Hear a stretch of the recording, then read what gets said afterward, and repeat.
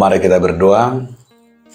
Kasih karunia dan damai sejahtera dari Allah Bapa dan dari anaknya Tuhan Yesus Kristus menyertai kamu sekalian. Amin. Bapak, Ibu, saudara-saudaraku sekalian di dalam nama Tuhan Yesus Kristus.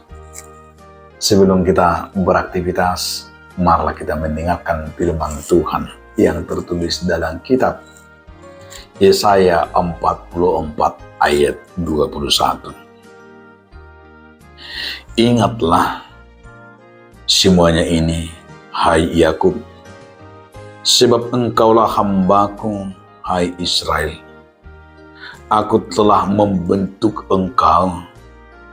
Engkau adalah hambaku, hai Israel. Engkau tidak kulupakan. Demikian firman Tuhan. Saudaraku dalam nama Tuhan Yesus Kristus, judul renungan kita hari ini adalah Tuhan tidak melupakan. Kita yang sering manusia itu sering lupa terhadap sesama, terhadap Tuhan. Maka ada istilah yang sering kita dengar, lupa kacang akan kulitnya. Bangsa itu juga kadang sering seperti itu. Mereka lupa siapa Tuhan itu. Mereka siapa yang memberi berkat itu. Mereka lupa di saat mereka sejahtera. Mereka lupa di saat mereka sukses.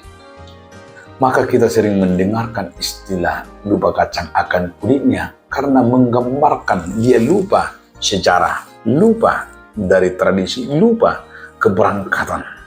Tapi biasanya orang yang selalu lupa akan berkat, lupa akan keberangkatan, dia akan sering juga akan jatuh. Termasuk salah satu umat Israel. Kejatuhan umat Israel adalah di saat mereka lupa kepada Tuhan. Di saat mereka lupa kepada Tuhan, justru mereka menyembah Baal, menyembah dewa-dewa, menyembah ilah-ilah lain. Di sinilah Tuhan marah. Di sinilah Tuhan meninggalkan mereka. Tapi di saat mereka juga ditinggalkan, saat mereka diberikan pengembelengan, di sana dikatakan bahwa sesungguhnya Tuhan bukan melupakan mereka walaupun di tengah-tengah kemelut.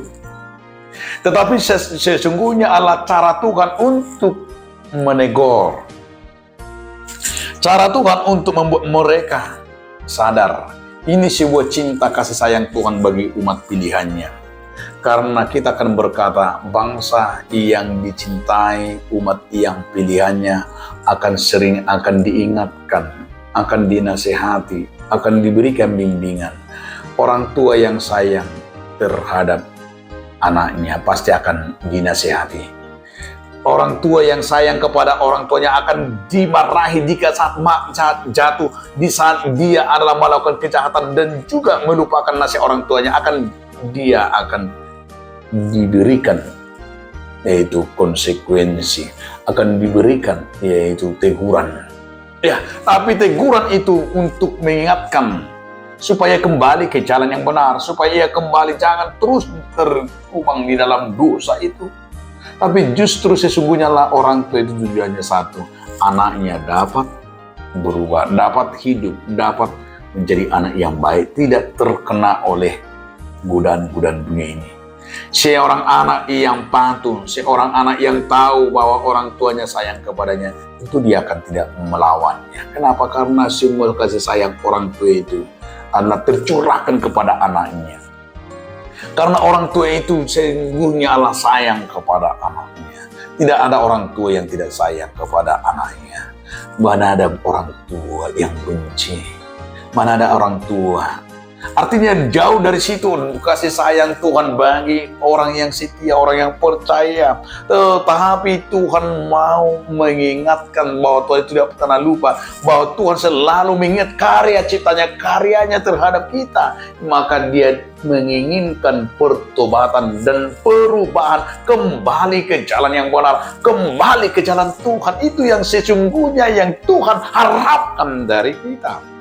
Tidak ada yang lain.